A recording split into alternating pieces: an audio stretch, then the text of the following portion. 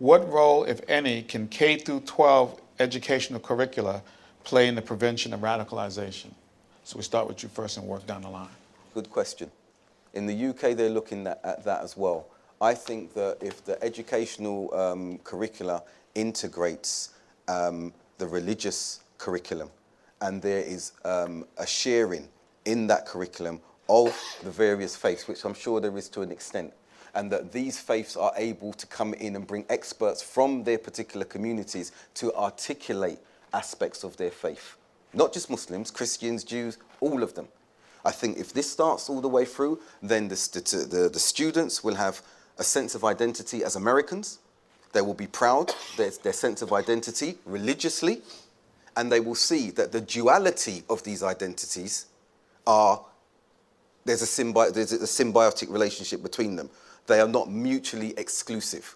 They are inclusive. If this can be inculcated from kindergarten level continuously throughout, then we will have, I believe, more balanced, nuanced individuals who are comfortable with their identity and know how to contextualize it within the society they live in. Dr. Wyatt?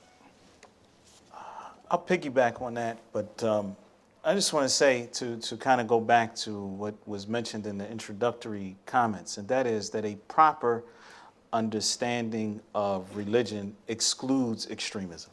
The proper understanding of, and because we're talking about the Islamic context, the proper understanding of Islam and its primary sources is something that automatically protects against extremism. And so if we're talking about Islamic schools, when we're talking about K-12s, then I just think that, again, I don't think that we have radicals that are coming out of Islamic schools, especially because the curricula in these schools primarily are teaching Islam the way it should be taught. So I don't think that we have to do anything special.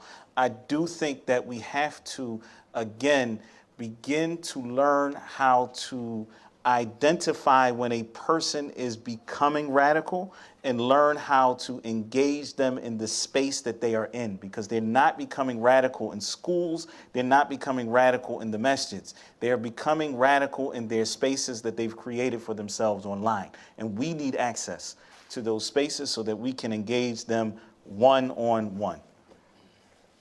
Assistant Chief?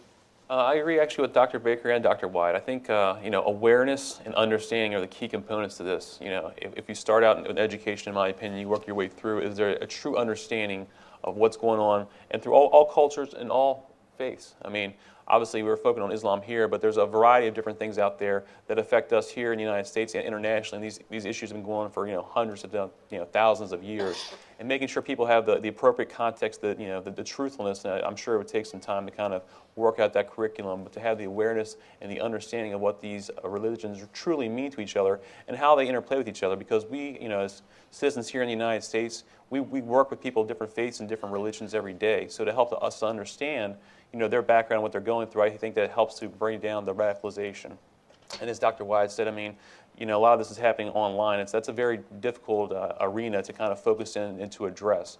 So to kind of get a handle on that. But I think a key component would be the education and getting the children to understand, because we see a lot of times with organizations that are, trying to give an offset or an untruth out there. They start with children, they try to build their way up, so they're indoctrinated into that. I think it's important that we do the reverse and we make sure they truly understand the importance and the truthfulness of this. Okay.